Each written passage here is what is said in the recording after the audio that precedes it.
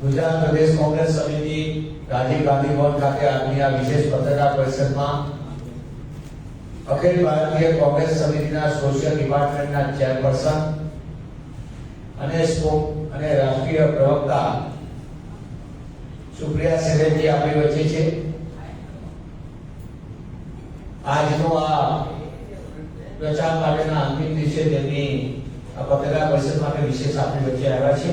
આપણી વચ્ચે એઆઈસીસી ના મંત્રી રામકિશન ઓઝાજી, વિધાનસભા કોંગ્રેસ પક્ષના ઉપનેતા સન્માનીય શૈલેષભાઈ પરમાર, એઆઈસીસી ના સોશિયલ ડિપાર્ટમેન્ટના શાસ્ત્રીજી, માઇનોરિટી ડિપાર્ટમેન્ટના પૂર્વ ચેરમેન એઆઈસીસી ઇમરાન ટીવાઈજી, સોશિયલ મીડિયાના ગુજરાતના ચેરમેન ભાઈ શ્રી ભુવનભાઈ સહિત તમામ એઆઈસીસીના મંત્રી ભાઈ શ્રી ઉમેશભાઈ પટેલ, મારા સાથી પ્રવક્તા ભાઈ શ્રી પાટીદાર સહિત બધા ઉપસ્થિત છે। હું વધુ સમય ન લેતા સુપ્રિયા સિંહજીને વિનંતી કરું છું કે તેઓ આજની પત્રકાર પરિષદને સંબોધિત કરે। સુપ્રિયા સિંહજી।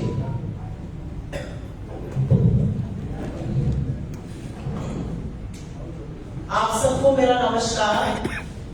केम छो? ये देश आज चुनाव के मुहाने पर आकर खड़ा है, चुनाव की दहलीज पर आकर खड़ा है। 12 साल गुजरात के मुख्यमंत्री रहने के बाद 10 साल इस देश के प्रधानमंत्री रहे नरेंद्र मोदी, और इसमें मुझे कोई गुरेज नहीं है कहने में कि उनको प्रचंड बहुमत और बहुत मोहब्बत थी इस देश में। तो जब 10 साल बाद चुनाव आया तो हमारी अपेक्षा थी कि मोदी जी हर मीटिंग में, हर रैली में जाएंगे और सीना ठोक कर कहेंगे मैंने ये काम किया है, ये मेरा रिपोर्ट कार्ड है, इस पर मुझे वोट दीजिए। लेकिन यहां तो बाजी पलट गई, अपनी बात ही नहीं करते।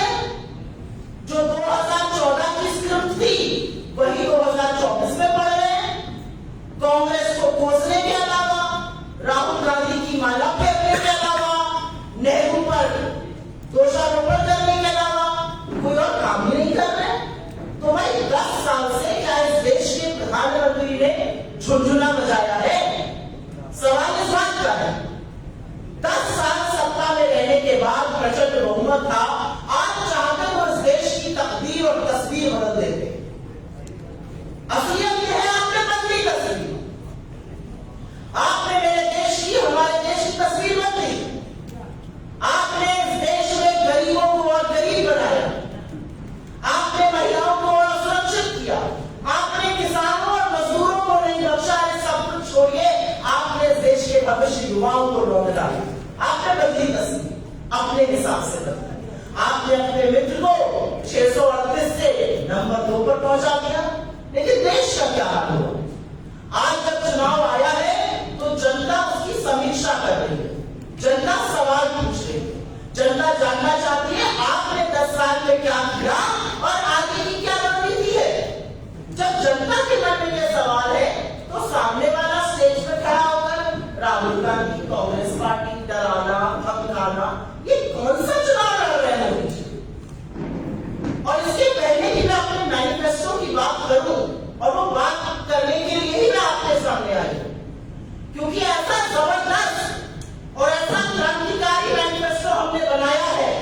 48 पन्ने का ये हमारा घोषणा पत्र, जिसमें 15,329 शब्द है, वो इस देश की हर उस समस्या का समाधान है जिसके क्रेता, जिसके बनाने वाले नरेंद्र मोदी।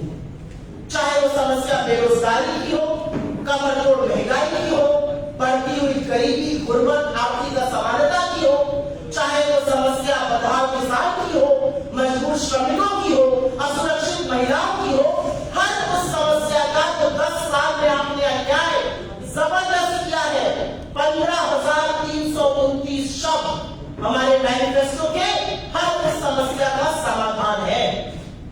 और इसीलिए इस मैनिफेस्टो को देखकर मोदी जी के पैरों के तले से जमीन खिसक गई है। 10 साल आप इस देश के प्रधानमंत्री रहे, 12 साल गुजरात के मुख्यमंत्री रहे। अरे कोई तो ऐसा चुनाव लड़िए मोदी जी जहां पर आप बेरोजगारी पर, महंगाई पर,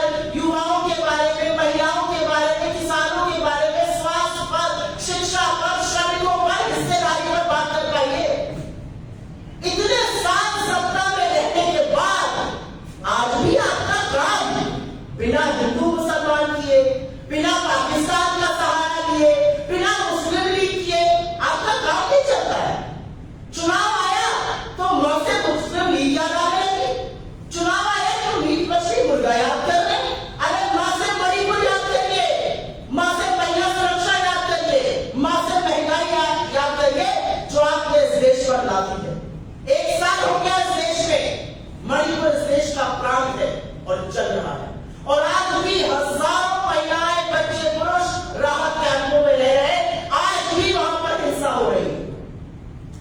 इस देश का प्रधानमंत्री ग्रीस जाएगा, यूके जाएगा, साउथ अफ्रीका जाएगा, अमेरिका जाएगा, हर जगह जाएगा प्रचार के लिए, लेकिन मणिपुर जब जाना होता है तो 8,500 करोड़ वाले हवाई जहाज का ईंधन खत्म हो जाता है। यह है उसकी 56 इंच की छाती की, क्योंकि उसमें कलेजा चूहे का है। मणिपुर नहीं जा सकते आप। मणिपुर में जो त्रासदी हुई है, इस देश के प्रधानमंत्री का वो लोग इंतजार कर रहे हैं, आप उनके आंसू जाकर नहीं पहुंच सकते। पिछले 1 साल में मुझे फख्र है इस बात का कि मेरा नेता 2 बार मणिपुर गया, दोनों समुदाय से मिले, शांति बहाली का प्रयास किया। आपने क्या किया? क्या मणिपुर इस देश का हिस्सा नहीं है? आज नरेंद्र मोदी जी को वहां से मणिपुर नहीं दिखता है, आज वहां से महंगाई नहीं दिखती है। आपने तो इस देश के आटे, दही, पढ़ाई, दवाई सब पर जीएसटी ला दिया। आपने इस देश के मध्यम वर्ग की कमर तोड़ दी है। आपने गरीबों को और गरीब बनाने का काम किया है। और महिला सुरक्षा के बारे में तो खैर जितना कम बोलूं, एक महिला होने के नाते इस मंच पर 2 महिलाएं शर्म आती है ये कहते हुए, और आपके बीच भी मुझे महिलाएं यदा कदा दिख रही है। इस देश का प्रधानमंत्री 14 अप्रैल को मैसूरू जाते हैं, मैसूरू जाकर वोट मांगते हैं प्रज्वल रेवन्ना के लिए, हासन के सांसद, उनके संयुक्त उम्मीदवार, और मैं उनको प्रज्वल रेवन्ना ने उनको राक्षस और दरिंदा कहती है। जिस आदमी के 3000 विभत्स वीडियो, जिसने सैकड़ों औरतों की आबरू के साथ खिलवाड़ किया, जिसने अपने घर में काम करने वाली अपनी पार्टी की कार्यकर्ता, जिला पंचायत की सदस्यों को नहीं बख्शा, उस आदमी के लिए आप वोट मांगते हैं, मंच साझा करते हैं, ट्वीट थपथपाते हैं, तारीफ करते हो, कहते हैं हर एक वोट प्रज्वल रेवन्ना को मिलेगा, उससे मैं मजबूत होऊंगा। क्या मोदी जी जानते नहीं तो उसने क्या किया है? क्या वो इतने भोले और मासूम है? वो सब जानते थे। दिसंबर 2023 से लगातार उनको बताया जा रहा था कि इस व्यक्ति को टिकट मत दीजिए। उनके पार्टी के नेता देवराज गौड़ा जैसे सदस्य बोल रहे थे इस दरिंदे को टिकट मत दीजिए। जनवरी में प्रेस कॉन्फ्रेंस करते हैं, उनके नेताओं को बोलते हैं इस बंदे को टिकट मत दीजिए। फरवरी और मार्च में अमित शाह जब जाते हैं कर्नाटका, उनके पूर्व एमएलए, उनके स्थायी एमएलए बोलते हैं श्री रामास्वामी जैसे लोग इस व्यक्ति को टिकट मत दीजिए, इसके खिलाफ बहुत साक्ष्य, बहुत सबूत है, हमारी नाक कट जाएगी, आदमी सही नहीं। आप फिर भी उसको टिकट देते हैं, आप उसका प्रचार करते हैं, और उसके बाद धीमे से रात के अंधेरे में उसको देश से भगा देते हैं। यह आपकी महिला सुरक्षा है। असलियत यह है कि जब लड़कियां और बेटियां हमारी मेडल लाती हैं, तो आप उनका हाथ पकड़ के कहते हैं कि हमारे घर की बेटी, और जब वो बेटी लांछन लगाती है यौन शोषण का, तो आप उसको फूलों से बनवाते हैं, सड़कों पर घिसवाते हैं, और दोषी को अपने बगल में बिठाते हैं। और आज भी दोषी का पूरी तरह से टिकट नहीं काट पाते, उसको नहीं, उसके लड़की को टिकट देते हैं। इस देश की महिलाएं सब देख रही हैं। इस देश की महिलाओं ने हाथरस देखा है, इस देश की महिलाओं ने उन्नाव देखा है, इस देश की महिलाओं ने लखीमपुर देखा है, उत्तराखंड देखा है, इस देश की महिलाओं ने गुजरात की बिल्किस को भी देखा है। और मैं बिल्कुल यहां उसका नाम लूंगी, क्योंकि इस देश की महिलाओं ने इस देश के संविधान में, इस देश की कानून व्यवस्था में अपनी आस्था नहीं तोड़ी। लेकिन आपने क्या किया उन महिलाओं के साथ? तो मोदी जी को मैं याद दिलाना चाहती हूँ कि म से मुस्लिम लीग नहीं, म से महिलाओं को, मणिपुर को, महंगाई को याद करें। याद करिए उन सब लोगों को जिनकी जिंदगी आपने तबाह की। मोदी जी को हमारे मैनिफेस्टो में किसकी छाप नजर आती है? मुझे अपने मैनिफेस्टो के हर एक पन्ने में, हर एक शब्द में, हर एक वक्तव्य में इस देश के युवाओं की छाप नजर आती है, इस देश के किसानों की, अन्नदाताओं की छाप नजर आती है, सरहद पर हमारी रक्षा कर रहे सैनिक की छाप नजर आती है, इस देश की आधी आबादी महिलाओं की छाप नजर आती है, उन कारीगरों की, उन मजदूरों की छाप नजर आती है जो अपने हाथों से इस देश को बनाते हैं। मुझे इस मैनिफेस्टो में हाशिए पर पड़े उन लोगों की छाप नजर आती है जिनको इंसान समझने की जरूरत भी नहीं समझती है भारतीय जनता पार्टी। चाहे वो दलित हो, चाहे वो पिछड़े हो, चाहे वो आदिवासी हो, चाहे वो गरीब भी हो, सामान्य वर्ग। क्या मजबूरी है आपकी कि आप मैनिफेस्टो के बारे में दुष्प्रचार करते हैं? असलियत यह है कि ये क्रांतिकारी मैनिफेस्टो है, ये मैनिफेस्टो इस देश की आवाज है, ये मैनिफेस्टो कमरे में बंद करके 1.5 लोगों ने नहीं लिखा। इस मैनिफेस्टो को बनाने के लिए हमने हर उस व्यक्ति से बात करी जिसकी महत्वाकांक्षाएं, जिसकी आशाएं है सरकार से, आपने बताई। इस मैनिफेस्टो को बनाने के लिए राहुल गांधी कन्याकुमारी से कश्मीर 4,500 किलोमीटर पैदल चल जाते हैं। इस मैनिफेस्टो को बनाने के लिए वो मणिपुर से मुंबई की यात्रा करते हैं कि ये देश जुड़ा रहे और न्याय हो। और उसके बाद हम 5 न्याय के स्तंभ आपके सामने लेके आए। पहले मैं अपने मैनिफेस्टो की बात करूंगी और उसके बाद कुछ और चीजों पर अपने वक्तव्य दूंगी। हमारे 5 न्याय है: युवा न्याय, नारी न्याय, किसान न्याय, श्रमिक न्याय और हिस्सेदारी न्याय। और जैसा कि मैंने पहले कहा, हर उस चीज का समाधान है जिस समस्या को नरेंद्र मोदी और बीजेपी ने खड़ा किया। युवाओं की बात करते हैं, बड़े फख्र से हम सब कहते हैं हिंदुस्तान दुनिया का सबसे युवा राष्ट्र है। 35 वर्ष से कम आयु के 65% लोग हैं हमारे। लेकिन कभी सोचा है कि उनका भविष्य क्या है, उनका रोजगार कहां है, उनकी नौकरियां कहां है, उनका क्या होगा? कौन इस बारे में चर्चा कर रहा है? अगर आपने पत्थर और कंकड़ मांगे तो आवाज आएगी रोजगार दो। अगर समस्या पूछिए इस देश की तो नंबर 1 से नंबर 10 तक समस्या बेरोजगारी की है। और जब बेरोजगारी की बात करो तो आपको हिदायत दी जाती है पकौड़े तल लो। हम पकौड़ा तलने पर क्यों नहीं जा रहे साहब? लेकिन पकौड़ा तलने वाले को तेल को तो आप 90 से 220 पर ले आए। जिस गैस में पकौड़ा तलते वो 400 से 1100 पर पहुंचा दी। पकौड़ा तलने पे कैसे पकौड़ा तला जाए? आटे और दही पर जीएसटी आपने लगा दिया। इसलिए हमने अपने मैनिफेस्टो में वादा किया है कि 30 लाख केंद्र की सरकारी नौकरियां 6 महीने के अंदर भरेंगे। हमने इस मैनिफेस्टो में वादा किया है कि डिग्री और डिप्लोमा धारक 1 साल के लिए अप्रेंटिसशिप एक्ट के तहत स्टाइपेंड पाएंगे 1 लाख रुपए का, मतलब 8500 रुपए महीना। इससे नौकरी पाने तक उनका कुछ स्वावलंबन बनेगा। बहुत बड़ी एक समस्या गुजरात की, बहुत बड़ी एक समस्या उत्तर भारत की है पेपर लीक। बच्चे पढ़ाई करते हैं, जी को मेहनत करते हैं, रात दिन नहीं करते हैं। माँ बाप शायद रात की रोटी कम खाते हैं कि बच्चे पढ़ जाए, फिर वो गाजर मूली की तरह भर कर गाड़ियों में, बसों में, ट्रेनों में इम्तिहान देने जाते हैं और फिर पेपर लीक हो जाता है और किसी को नहीं पता अगला पेपर कब होगा। 50-50 लाख बच्चे इम्तिहान को देते हैं। मैं उत्तर प्रदेश से आती हूँ, अभी पुलिस भर्ती का पेपर लीक हो गया। 55 लाख लोगों ने इम्तिहान के लिए आवेदन दिया। क्या होगा उन बच्चों का? और ज्यादातर जो पेपर लीक में लिप्त पाए जाते हैं वो भाजपा के सांसदों के और विधायकों के रिश्तेदार होते हैं। तो एक ऐसा कानून हम बनाएंगे पेपर लीक के खिलाफ जिससे पेपर लीक करने वाले की हाड़ कांप जाए और वो इस देश के भविष्य के साथ खिलवाड़ करने की ना सोचे। और अंत में मैं युवा न्याय में बात जरूर करना चाहूंगा। अग्निवीरों की आपने टीचर ठेके पे कर दिए, आपने डॉक्टर ठेके पे कर दिए, आपने स्वास्थ्य, शिक्षा, सामाजिक न्याय को ठेके पर कर दिया। आपने इस देश की रक्षा को भी ठेके पर डाल दिया।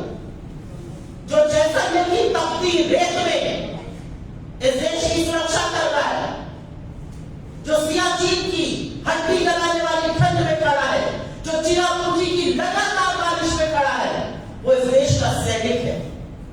और सेना और रक्षा का काम हाड़े पर नहीं होता, ठेके पर नहीं होता है। कितनी बड़ी विडंबना है कि 73 साल का प्रधानमंत्री आपसे 5 साल और मांग रहा है और 24 साल के इस देश के युवा नौजवान को कह रहा है तुम्हें मैं रिटायर करके घर भेजूंगा। इस व्यवस्था को हमने कमर कस ली है, हम पूरी तरह से खत्म करेंगे। और जैसे पहले नियुक्ति होती थी सेना की, जिस तरह से पेंशन मिलती थी, जिस तरह से पक्की नौकरी होती थी, वो हम पूरी तरह से बहाल करेंगे। मैं अगली बात करना चाहती हूँ नारी न्याय की। इस देश की आधी आबादी, मैंने यहाँ पर जिक्र किया ब्रजभूषण शरण सिंह का, मैंने यहाँ जिक्र किया प्रज्वल रेवन्ना का, मैंने यहाँ जिक्र किया कुलदीप सिंह सेंगर का, रामदुलाल गौंड का, मैंने हाथरस का, उन्नाव का, लखीमपुर का, उत्तराखंड का, फिर किसका जिक्र किया। क्यों होता है ऐसा? क्यों लोग सोचते हैं कि औरत एक गोयल दर्जे की अधिकारी है? वो इसलिए सोचते हैं क्योंकि इस कमरे में कितनी जुड़ी औरतें हैं। अगर हाथ की उंगलियों पे गिन लूं तो हम सब की गिनती हो जाएगी। इसलिए जरूरी है कि ऐसे कमरों में भी औरतें ज्यादा, हमारे कामकाज की जगहों पे औरतें ज्यादा है। इसलिए हमारा वादा है हमारी सरकार बनेगी और 50% सरकारी नौकरियों में आरक्षण हम युवतियों को, लड़कियों को देंगे।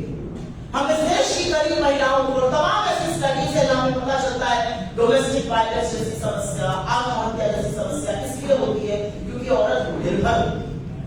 हम इस देश की गरीब महिला के हाथ में 8500 रुपए रखने जा रहे हैं, मतलब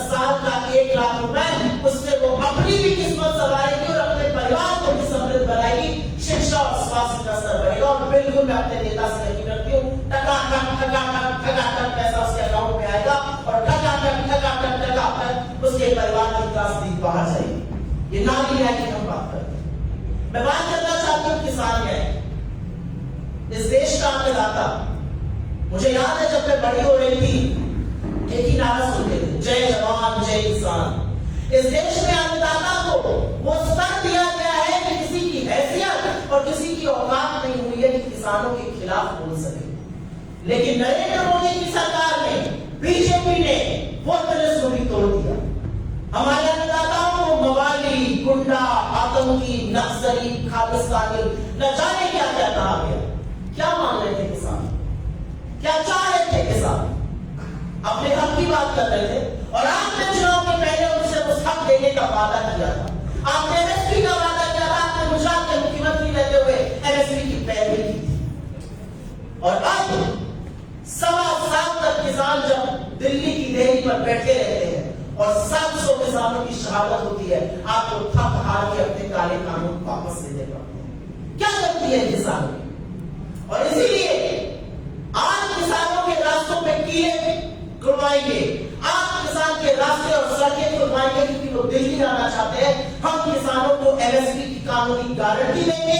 हम 16 लाख करोड़ आपके मित्रों का नहीं, किसानों की कर्जा माफी करेंगे, पहले भी की थी और भी करके दिखाएंगे। और हम खेती को, कृषि को जीएसटी से मुक्त करने जाते हैं। बीज पर, कीटनाशक पर, खाद पर जीएसटी, जो खेती के उपकरण होते हैं उस पर जीएसटी, हर तरह से टैक्स वसूली करेंगे आप। जो किसान ये हौसला रखता है कि वो धरती का कलेजा फाड़कर फसल उगाता है, उस किसान के साथ तो मुही बातें नहीं हो सकती। इसलिए हम किसान को एमएसपी की कानूनी गारंटी देंगे और किसान को कर्जे के बोझ से हटाएंगे, उससे मुक्त कराएंगे। मैं अगली बात करना चाहती हूँ श्रमिकों की। गुजरात एक बेहद जुझारू प्रदेश है। आप कारोबार को समझते हैं, आप श्रमिक के श्रम के दाम को समझते हैं। श्रमिक इस देश को बनाते हैं। अहमदाबाद में जोमैटो, स्विगी, ब्लिंकिट जैसी बहुत सारी ऐप, बहुत सारी सुविधाएं हैं। 10 मिनट में चाय पत्ती कम हो गई, चीनी खत्म हो गई, तुरंत लेके आओ। खाना चाहिए आधे घंटे में आएगा। कभी सोचा है कि जो लड़का आपके लिए स्कूटर से अपने को ला रहा है, अगर उसका एक्सीडेंट हो जाए, उसकी टांग टूट जाए, 6 महीने वो बिस्तर में पड़ जाए, उसके घर का क्या होगा? क्या है उसके लिए सुरक्षा? क्या होगा इसके परिवार का? इसलिए गिग इकोनॉमी जिसको कहते हैं, उस गिग इकोनॉमी के लिए हम एक सामाजिक सुरक्षा का कानून लाएंगे कि उनके साथ अगर कोई हैवी डेबिट हो, उनके पीएफ की, उनकी ग्रेजुएटी की कुछ व्यवस्था की जा सके। मनरेगा लाकर हमने ग्रामीण भारत की, ग्रामीणांचल की पूरी तरह से तकदीर और तस्वीर बदली थी। और सच ये है कि जब कोरोना काल आया और मोदी जी ने जब तुगलक की फरमान करके लॉकडाउन लगाया, तो 2 चीजें संजीवनी बनी इस देश में, एक मनरेगा और दूसरा खाद्य सुरक्षा का कानून। उस मनरेगा का मानदेय हम दैनिक 400 रुपए करने जा रहे हैं, जिससे श्रम की दर में बढ़ोतरी होगी। हमारा अपना मानना है कि किसी भी घर में, चाहे वो निम्न मध्यम वर्ग हो, गरीब हो, मध्यम वर्ग हो, अगर बीमारी आ जाती और भगवान ना करे अगर बड़ी बीमारी आ गई, तो पूरी तरह से घर के घर बर्बाद होते हुए देखे हैं। राजस्थान में हमने बड़ी सफल चिरंजीवी योजना लॉन्च कर दी 25 लाख रुपए की। उसको हम राष्ट्रीय स्तर पे करने जा रहे हैं। हमारी सरकार बनेगी, 25 लाख की हेल्थ योजना का बेनिफिट इस देश को मिलेगा। उसमें सिर्फ इलाज ही नहीं, दवाई, डायग्नोस्टिक टेस्ट भी शामिल है, क्योंकि यह जरूरत है इस देश में। और अंत में मैं बात करूंगी हिस्सेदारी न्याय की, और क्यों जरूरी है हिस्सेदारी न्याय की बात करना। 76 साल बाद आजादी के हमें आज भी हिस्सेदारी न्याय की बात क्यों करनी पड़ रही है? इसलिए करनी पड़ रही है कि जो दलित, आदिवासी, पिछड़े और जो गरीब सामान्य वर्ग के लोग हाशिए पर हैं, उनको मुख्य धारा में लाना जरूरी है। भारत कह लीजिए, हिंदुस्तान कह लीजिए, इंडिया कह लीजिए, मेरा वतन कह लीजिए, मेरी सरजमी कह लीजिए, जिस नाम से बुलाइए, अगर वो लोग मुख्य धारा में नहीं आएंगे तो ये देश विकास नहीं कर सकता है। और असलियत यह है कि जिनकी आबादी 80-85% है, उनका प्रतिनिधित्व निर्भटा सन्नाटा है। सेंट्रल यूनिवर्सिटीज में 4%, 5%, IIT में 3%, IIM में 5%। क्यों? तो सबसे ताकतवर IAS officers in the government of India secretaries 90 है, 3%। क्यों? क्या वो बाकी लोगों से कमतर है? क्या भगवान ने उनको अलग बनाया है? जी नहीं। अगर सदियों से इस त्रासदी का हम अंत नहीं करेंगे, आने वाली त्रासदी का, तो हम अंत कब करेंगे? और हम क्या कह रहे हैं? हम तो यही कह रहे हैं, गिनती करा लो, एक्सरे कर लो, आपके पैर में चोट लग जाए और डॉक्टर ये निर्णय कैसे लेगा कि उस पर कास्ट लगेगा या क्रेप बैंडेज लगेगा या गर्म सिकाई होगी या ठंडी सिकाई होगी या फिजियोथेरेपी होगी? ये निर्णय वो एक्सरे लेकर करता है। तो नीति निर्माण कैसे करेगा जब तक आप एक्सरे नहीं करिएगा? आपको पता ही नहीं कि कौन कहां कितना गरीब है। हम दलित पिछड़े आदिवासियों की बात करते हैं, उसी तरह से हम बात गरीब सामान्य वर्ग की भी करते हैं। ऐसी नीतियां कैसे निर्मित होगी जब हमें पता ही नहीं है कि कौन कहां पर किस तरह से है? तो हम गिनती की बात करते हैं। नरेंद्र मोदी जी गिनती पर क्या बोलते हैं? कांग्रेस आपका कमरा छीन लेगी, आपकी भैंस छीन लेगी, आपका मंगलसूत्र छीन लेगी। मैं बड़े दुख के साथ कहती हूं और एक औरत होने के नाते कहती हूं, आपने दाम्पत्य का सूत्र निभाया या न निभाया, ये आपके और आपके भगवान के बीच की बात है।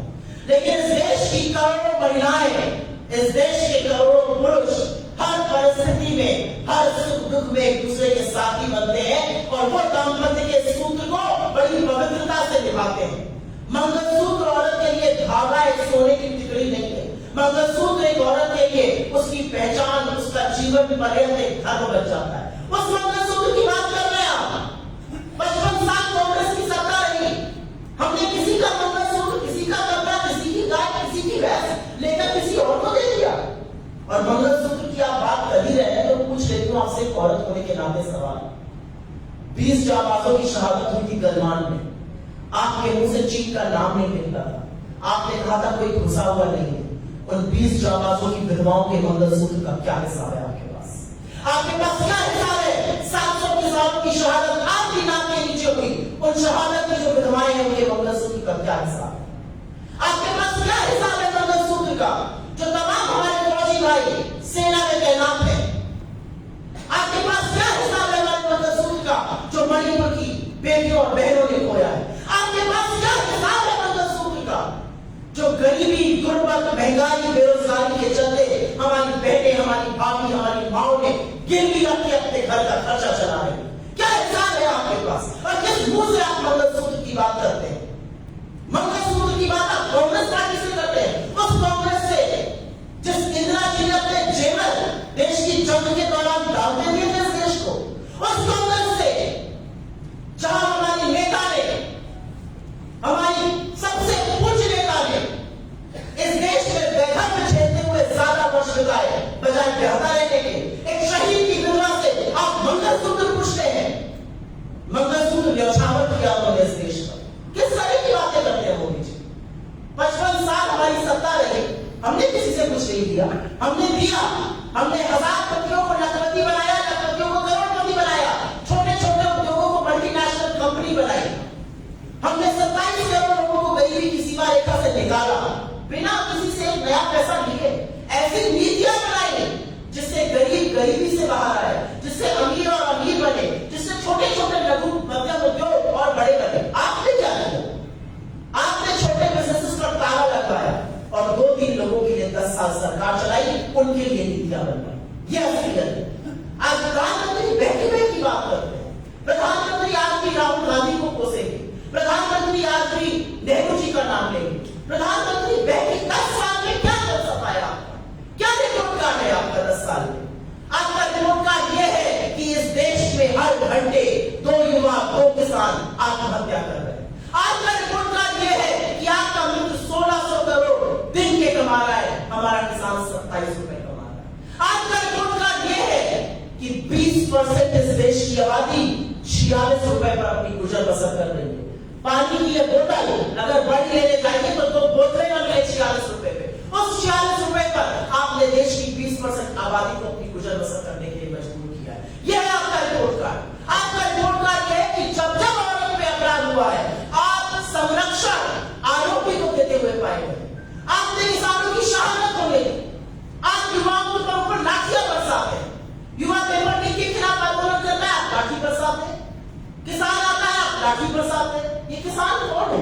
ये सब अन्न पैदा करने वाले लोग हैं? जी नहीं। इन्हीं के बच्चे सरहद पे हमारी भूभा की अखंडता की, हमारे देश की रक्षा करते हैं कि हम और आप जैसे लोग शांति से सो सकें। और जब उनमें से कुछ बच्चों का शव शहादत के बाद तिरंगे में लिपट कर आता है तो ये किसान रोता नहीं है, उसको फख्र होता है अपनी औलाद पर जो इस देश में कुर्बान हो गए, जो इस देश का शहीद हो गए। उस किसान को आप गाली देते हैं, उस किसान को आप भरने देते हैं, उस किसान को आप शहीद होने देते हैं। ये आपका रिपोर्ट कार्ड है। आपका रिपोर्ट कार्ड ये है कि आपने इस देश में दो हिंदुस्तान बनाए, एक वो हिंदुस्तान जो चकाचौंध में चमक रहा है, जो आपके मित्र है, और एक वो हिंदुस्तान जिसको जब आप G20 करते हैं तो पर्दे लगाकर छिपाना पड़ता है। वो गरीब हिंदुस्तान जब आप नमस्ते ट्रम्प करते हैं तो आपको दीवार छुपा लेनी पड़ती है कि कहीं गरीब ना दिख जाए। आपने दो हिंदुस्तान बनाए, आपने दो हिंदुस्तान बनाए हैं। एक वो हिंदुस्तान जहां पर शादी ब्याह पर वो खर्चा होता है कि आपकी आंखें फटी रह जाए, और एक वो हिंदुस्तान जहां पर रामेश्वर सब्जी बेचने वाला अपनी दबदबाई आंखों से कहता है मेरी गुजर नहीं हो। एक वो हिंदुस्तान जहां पर 12 साल की छोटी सी बेटी कहती है बचपन में, जिसको बचपन अल्हड़ होना चाहिए था, वो बेटी कहती है मेरा रोने का बहुत मन करता है लेकिन मैं रो नहीं पाती हूँ, घर में छोटे छोटे भाई बहनों का क्या होगा। यह है आपका रिपोर्ट कार्ड। आपका रिपोर्ट कार्ड सिर्फ पूंजीपतियों की चाटुकारिता करने में, उनकी नौकरी करने में बीता है। आपके रिपोर्ट कार्ड में आपने नीति निर्माण सिर्फ पूंजीपतियों का किया है। इवन गुजरात में छोटे लघु मध्यम उद्योगों का क्या हाल है? 40,000 से ज्यादा MSME पूरे देश में पिछले 3 साल में बंद हो गए।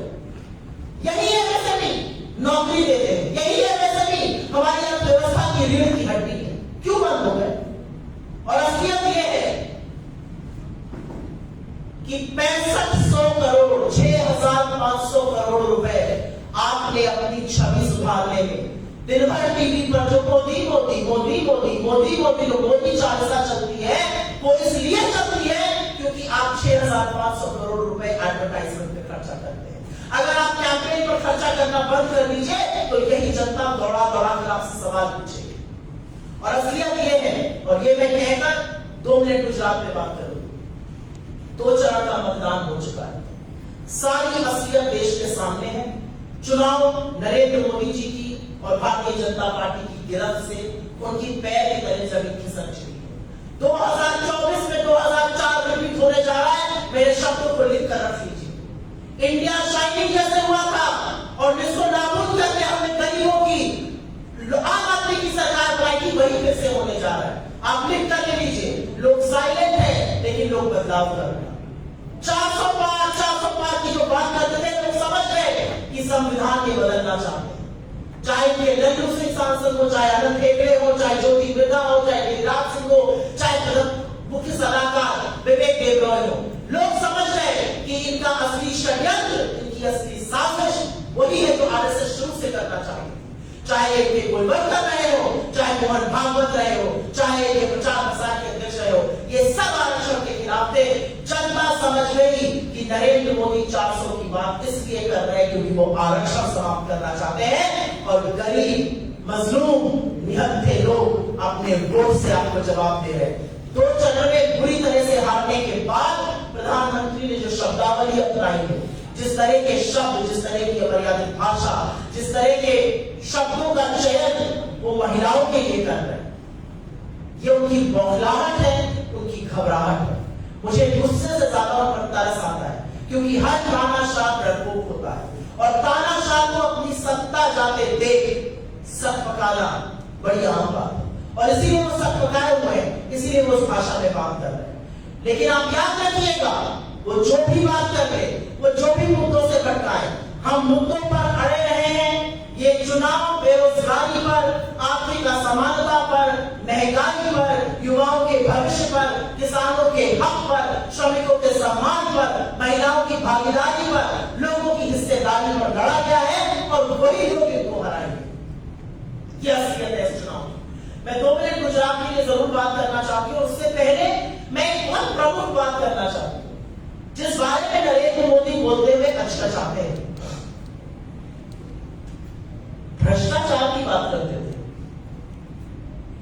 झुंझुना बजाते थे 2014 से भ्रष्टाचार का। इलेक्टोरल बॉन्ड में जो उभर कर तस्वीर सामने आई है, जो गोरख धंधा बीजेपी और नरेंद्र मोदी और अमित शाह ने मिलकर चलाया है, जो चंदा दो धंधा लो, जो पूरा वसूली रैकेट चला है, यहां पैसा दिया, अगला बड़ा कॉन्ट्रैक्ट आपको।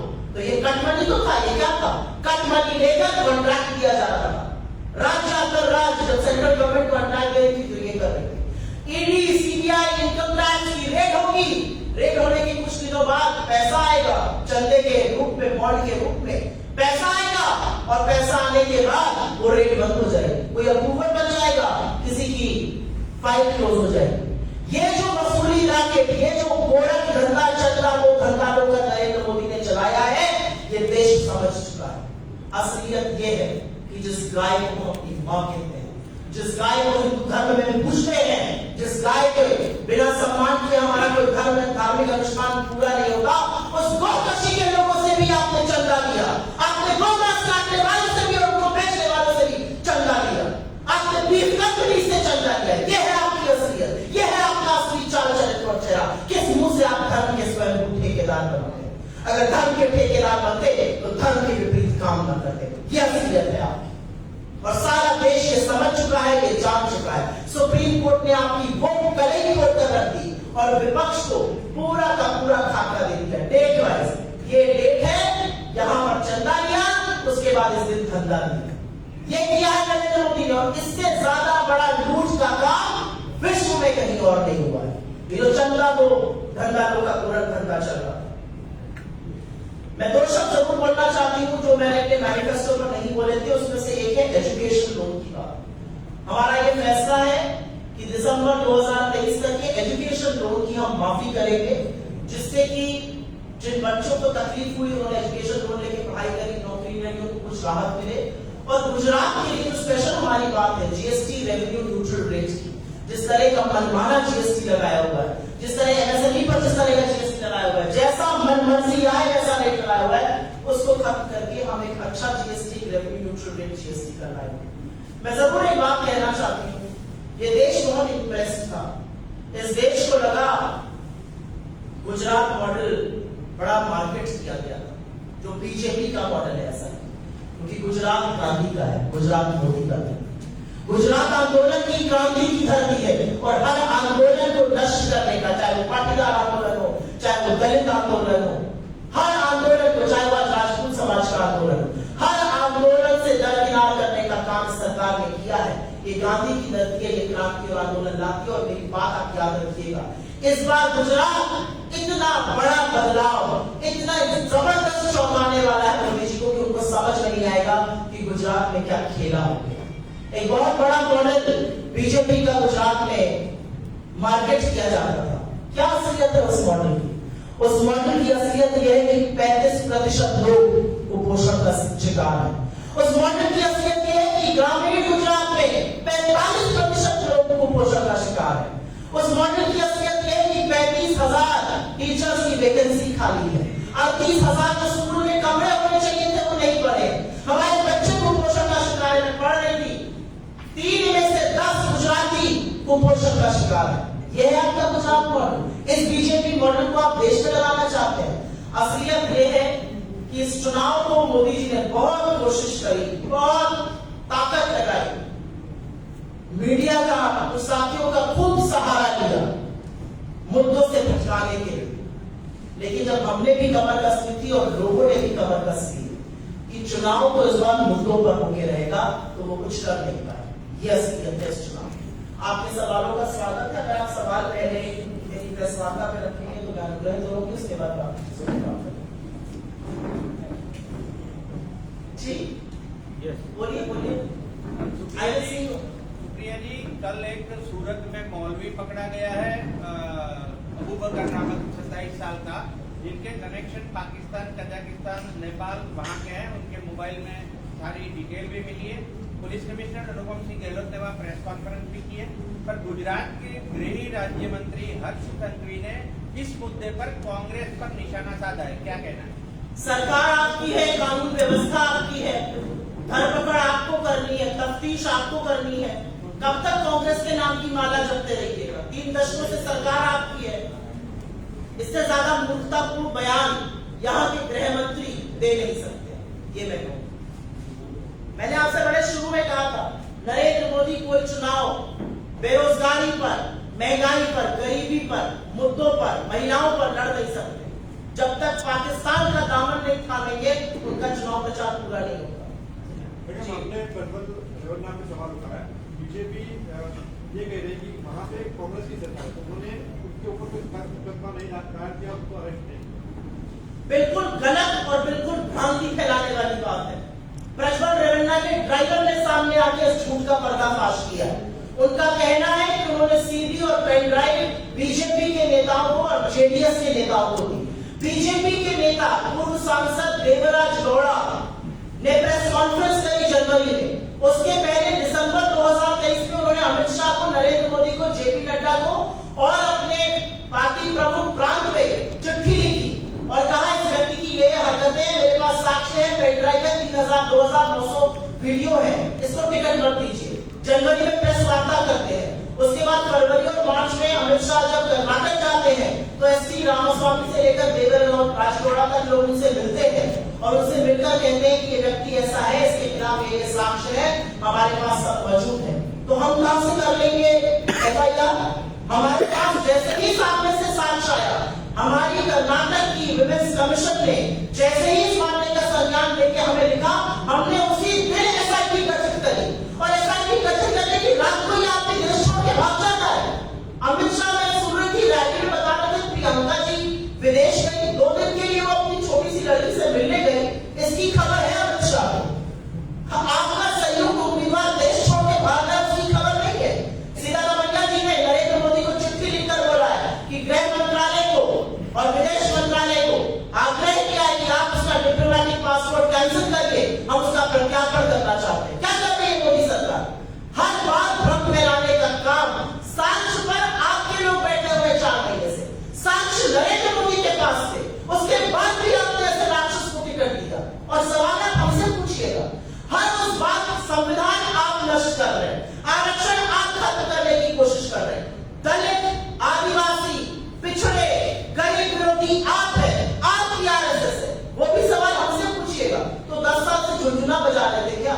वैसे भी अब जाने वाले हैं, थोड़े दिनों की बात है, हम आ जाएंगे, हम संभाल लेंगे चीजें। सुप्रिया जी, बिहार में कल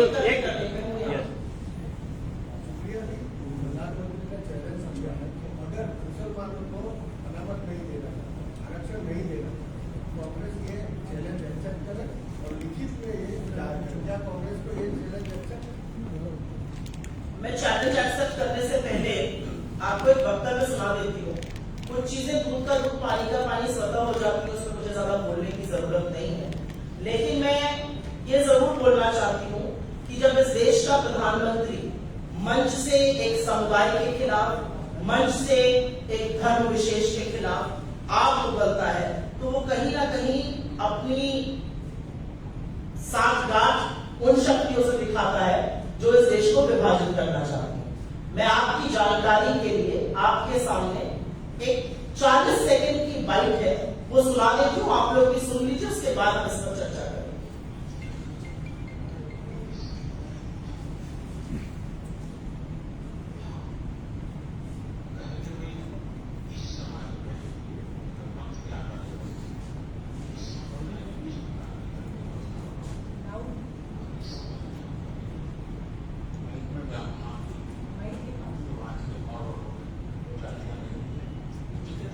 नीचे नरेंद्र मोदी जी ने ये वक्तव्य एनआई को 9 फरवरी 2022 को दिया था। उस वक्तव्य में उन्होंने ये माना कि उन्होंने गुजरात में मुसलमानों को आरक्षण दिया था।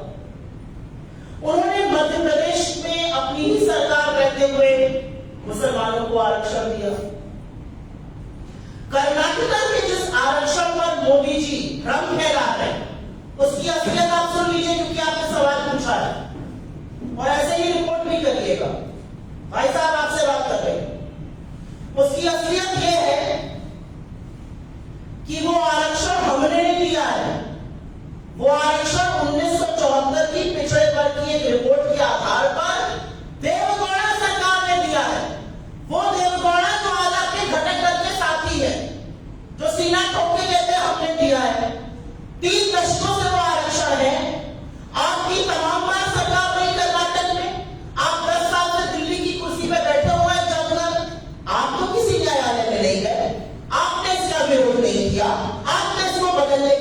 हिम्मत नहीं दिखाई।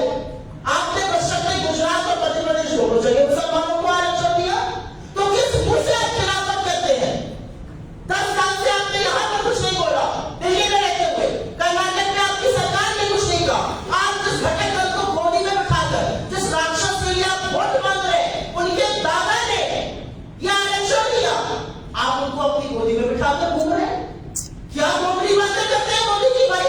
कितने दोहरे बात करते हैं, किस तरह की बातें करते हैं? 9 फरवरी 2022 को एएनआई के इंटरव्यू में जस्टिफाई कर रहे हैं आरक्षण मिलना चाहिए और उस तरह की बातें कर रहे हैं। और अंत में आपको एक बात और बता दूं, इनकी सरकार चुनाव के जस्ट पहले सुप्रीम कोर्ट गई, सुप्रीम कोर्ट ने लगा के इनको पीछे भेज दिया। सुप्रीम कोर्ट ने कहा यहाँ पर हम कुछ एंटरटेन नहीं करेंगे, जातिगत जनगणना कराएंगे। प्रधानमंत्री जातिगत जनगणना से भागने के लिए हर उस फैसले को आजमाने को तैयार है। हम डंके की चोट पर उनको चैलेंज करते हैं। अगर आप इस देश के दलितों, पिछड़ों, आदिवासियों का भला चाहते हैं तो सामने आइए और हाँ या ना में बोलिए कि क्या आप जातिगत जनगणना के खिलाफ हैं या उसके पक्ष में? हाँ या ना, सिर्फ ये बोलना है और नरेंद्र मोदी का पूरा चरित्र इस देश के सामने आ जाएगा। अगर आप जातिगत जनगणना का पक्ष रखते हैं तो आप इस तरह की बातें मत कीजिए, और अगर आप उसकी मुखालिफत में खड़े हैं तो आइए और इस देश को बताइए। 10 साल आपकी सरकार रही, एक बार आपने उस पर उसका खंडन नहीं किया, उसके खिलाफ न्यायालय नहीं गए। आपने बशर्ते गुजरात में, मध्य प्रदेश में आरक्षण दिया मुसलमानों को ओबीसी कैटेगरी में, और अब आप इस तरह की भड़काने वाली, भ्रमित करने वाली बातें कर रहे हैं। आपको क्या लगता है कि ये देश भेड़ चाल है, ये भेड़ बकरियों का देश है कि सारे पत्रकारों की बुद्धि पर पानी फिर गया है कि हम तुम पे तड़ी जमाए रहेंगे जिस पर आपने जीएसटी लगा दिया है? जी नहीं, आपके हर एक झूठ का पर्दाफाश हो रहा है और देश देख रहा है कि आप 10 साल बाद कितने दोहरे मापदंड और कितनी कनिष्ठ तरह की बातें कर रहे हैं। मैडम सुप्रिया जी, जिस तरह जेपी नड्डा जी बार बार अपने बयान में कहते हैं कि जो धर्म का रीजन अपने जवाब दे दिया, लेकिन मुस्लिम लीग एजेंडा कांग्रेस चला, अगर सरकार बन गई कांग्रेस की तो मुस्लिम लीग का एजेंडा लेके आगे बढ़ेंगे। कहां पर बयान उन्होंने दिया हो जेपी नड्डा। 3 हफ्ते पहले तक भारतीय जनता पार्टी क्या स्लोगन लगा रही थी? 400 पार। 3 हफ्ते बाद ये तो कहने लगे कि कांग्रेस की सरकार बन गई तो ये होगा, कांग्रेस की सरकार बन जाएगी तो ये होगा, कांग्रेस को वोट मत दीजिए, उनकी सरकार बन जाएगी तो ये होगा। 3 हफ्ते में ये अंतर है। 3 हफ्ते में ये अंतर है कि नरेंद्र मोदी और अमित शाह दोनों देख रहे हैं कि दोनों की कुर्सी जाने वाली है और हमारी सरकार आने वाली है। ये अंतर है। और मुस्लिम लीग पर मुझे ना मिलवाई, बड़ी बकिया उधर दूंगी लोगों की, छोड़ नहीं पाएंगे ये लोग कर। मुस्लिम लीग पर क्योंकि आपने छेड़ ही दिया है तो बोल देंगे। मुस्लिम लीग की बात आप करिएगा। 1942 में जब महात्मा गांधी ने आह्वान किया भारत छोड़ो आंदोलन का, 10,000 से ज्यादा हमारे लोगों की शहादत हुई। जब लोग सड़कों पर अंग्रेजों को खदेड़ रहे थे, डू और डाई करो या मरो का नारा था। इनके सबसे पूज्य, सबसे आराध्य नेता श्यामा प्रसाद मुखर्जी मुस्लिम लीग के साथ गलबैया करके सरकार चला रहे थे। बंगाल में, सिंध में, नॉर्थ वेस्ट फ्रंटियर प्रोविंस पर उस मुस्लिम लीग के साथ मिलकर वो उप मुख्यमंत्री बने थे, जिसके मुख्यमंत्री फजलुल हक ने मुस्लिम लीग के अधिवेशन में पाकिस्तान का प्रस्ताव पारित कराया और पारित कराने के बाद ही श्यामा प्रसाद मुखर्जी उस सरकार में बने रहे। जब हमारे लोग शहादत दे रहे थे तो श्यामा प्रसाद मुखर्जी अंग्रेजों को चिट्ठी लिख रहे थे और बता रहे थे कैसे इस आंदोलन का दमन हो। ये क्रांति है, ये फैल जाएगी तो बड़ी मुश्किल हो जाएगी। ये जो मुखबिरी करने वाले, माफी लिखने वाले लोग हैं ना, ये मुस्लिम लीग पर हमारा मुंह ना खुलना। अगर हमारा मुंह खुल गया तो दौड़े दौड़े छुप नहीं पाएंगे नरेंद्र मोदी और उनकी पूरी ब्रिगेड। असलियत ये है कि मुस्लिम लीग की सारी सहायता आपने ली आजादी के आंदोलन के दौरान। आपके लोगों ने दो विभाजन की बात करी सबसे पहले, और अब आप हमसे सवाल पूछिएगा, उस पार्टी से सवाल पूछिएगा जिसने इस देश की आजादी के आंदोलन में शहादत दी है। इस देश के तिरंगे और इस देश के जर्रे जर्रे में हमारी शहादत, हमारा नाम शामिल है, इनका नहीं। इनके किसी ने छोटी सी उंगली का नाखून कटवाया है? कोई ऐसा बीजेपी का बड़ा नेता ये बोल सकता है यहाँ पर आकर कि हमारे नेता ने ये शहादत दी? क्या शहादत दी? आप तो पेंशन लेते थे, मुखबिरी करते थे, माफीनामे लिखते थे, और जब पूरा देश आंदोलित और आक्रोशित होकर सड़कों पर था तो आप इधर उधर भागते थे। क्या जरूरत है आप?